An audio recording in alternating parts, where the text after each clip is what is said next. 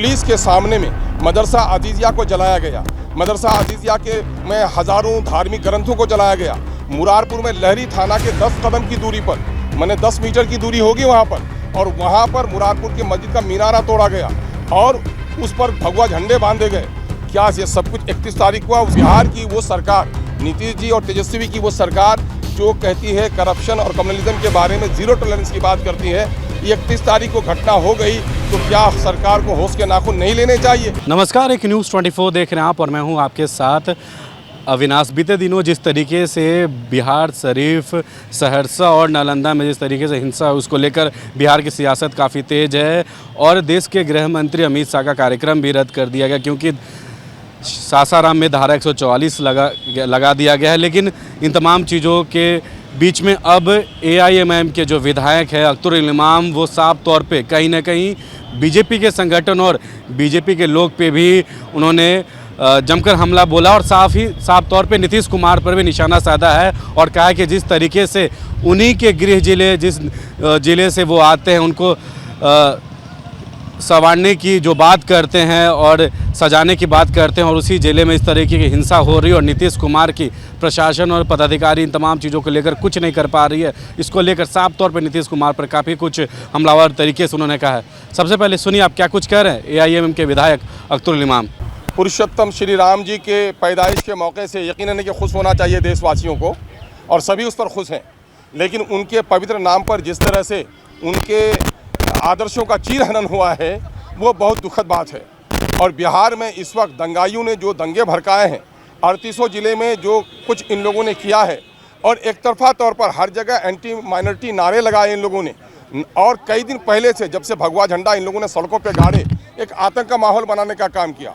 और उसकी हद तो हो गई नालंदा में 31 तारीख को वहाँ पर पुलिस के सामने में मदरसा अजीज़िया को जलाया गया। मदरसा अजीज़िया के में हज़ारों धार्मिक ग्रंथों को जलाया गया। मुरारपुर में लहरी थाना के 10 कदम की दूरी पर, माने 10 मीटर की दूरी होगी वहाँ पर, और वहाँ पर मुरारपुर की मस्जिद का मीनारा तोड़ा गया और उस पर भगवा झंडे बांधे गए। क्या ये सब कुछ 31 तारीख को, उसके बावजूद भी 1 तारीख को इसकी पुनरावृत्ति क्यों हुई? लगता है बिहार में और पूरे देश में भी माइनॉरिटी के लोगों को कहीं ना कहीं से लोग अपने पॉलिटिकल एक्सपेरिमेंट का हिस्सा बना रहे हैं। चूँकि भाजपा ये समझती है कि माइनॉरिटी का खून बहाओगे तो सांप्रदायिक हिंदू वोट में हमारी एकजुटता आएगी, और यही वजह से उनके वो सारे संगठन, उनके पालतू संगठनों ने ये दंगा अंजाम दिया। अमित शाह जी कल आए थे, उनको याद होगा कि अमित शाह जी के जामने में नेशनल लेवल के तमाम तरह स्टेट के DGP और IG की जो मीटिंग हुई थी, उसमें दंगा भड़काने वाले संगठनों का नाम दिया गया था और वो संगठन यहाँ शामिल थी। अगर उन पर पाबंदी लगा दी गई होती तो ये घटना नहीं घटती। लेकिन बिहार की वो सरकार, नीतीश जी और तेजस्वी की वो सरकार जो कहती है करप्शन और कम्युनलिज्म के बारे में जीरो टॉलरेंस की बात करती है, 31 तारीख को घटना हो गई तो क्या सरकार को होश के नाखून नहीं लेने चाहिए?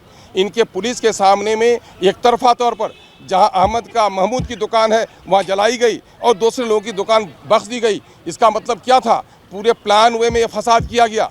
और उन्होंने अगर 31 तारीख की घटना से बिहार की हुकूमत सचेत हो जाती तो 1 तारीख को इसकी पुनरावृत्ति नहीं होती।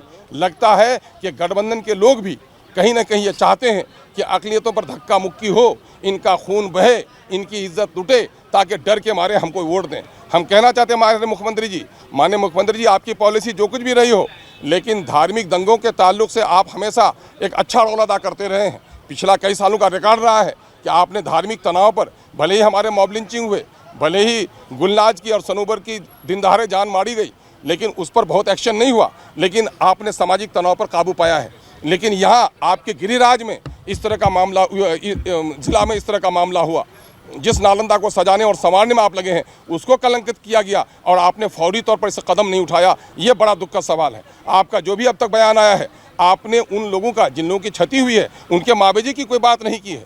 आप दंगाइयों को, मुजरिमों को फौरी तौर पर गिरफ्तार कीजिए। जिनकी क्षति हुई है ऐसे लोगों की क्षतिपूर्ति की बात कीजिए और आइंदा इस तरह की घटना न हो, सरकार संकल्प ले और जिन पुलिस कर्मियों के लापरवाही के नतीजे में हुआ है उस पर भी आप कार्रवाई करें। ये मुतालबा MIM करती है। और आप दूसरे लोग हैं कुर्सी बचाने और कुर्सी पाने की बात करते हैं। ये एमआईएम इंसाफ की बात करती है और बिहार की तरक्की इंसाफ पर हो सकती है। रेड कारपेट बिछाकर वेलकम कर रहे हैं, बाहर से कोई नहीं आ रहा है। क्या इन हालात में लोग आएंगे बाहर से?